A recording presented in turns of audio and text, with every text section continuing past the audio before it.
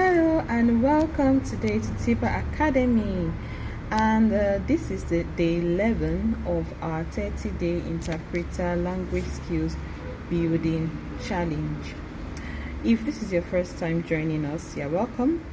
Don't forget to hit the subscribe button and also click on notification bell so that whenever we post a new challenge or a new video, you'll be the first to know.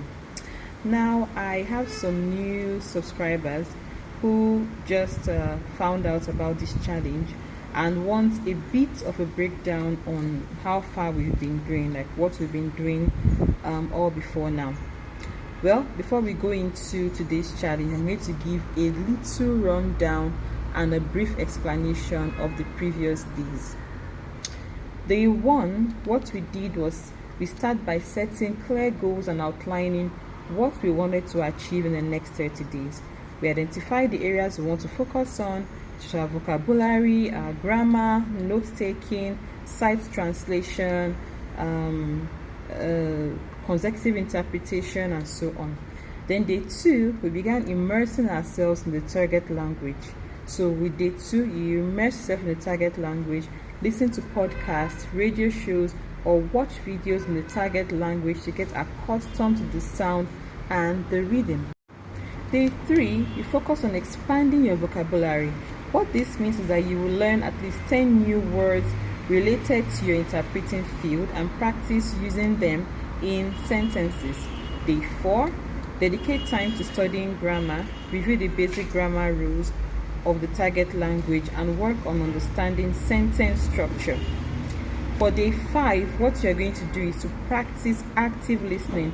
Find a short video or audio clip in the target language and try as much as possible to comprehend without any visual aid.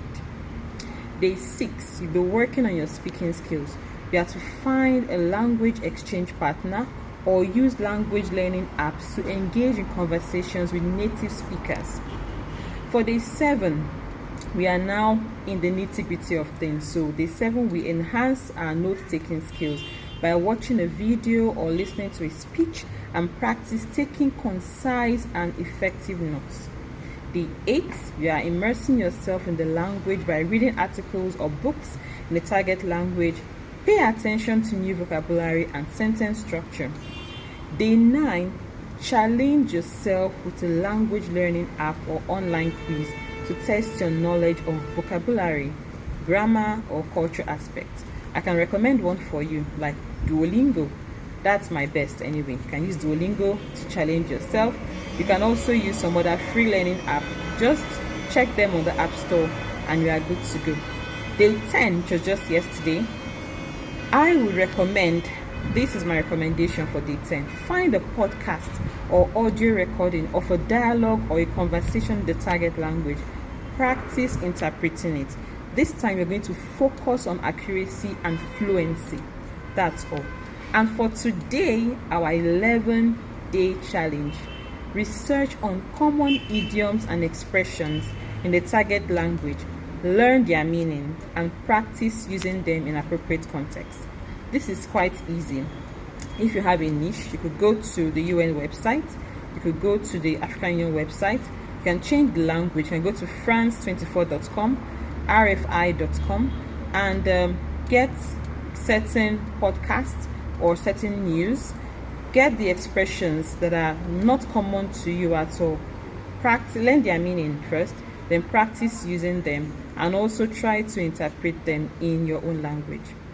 Alright, so let me know what you think about today's challenge. Let me see your fire emojis if you loved how far we've gone so far from day 1 to day 11. I'll be glad to see you on day 30, right?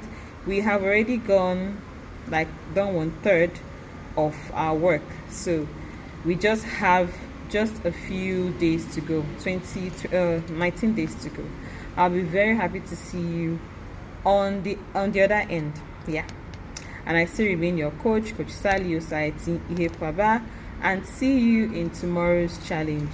Goodbye and keep practicing.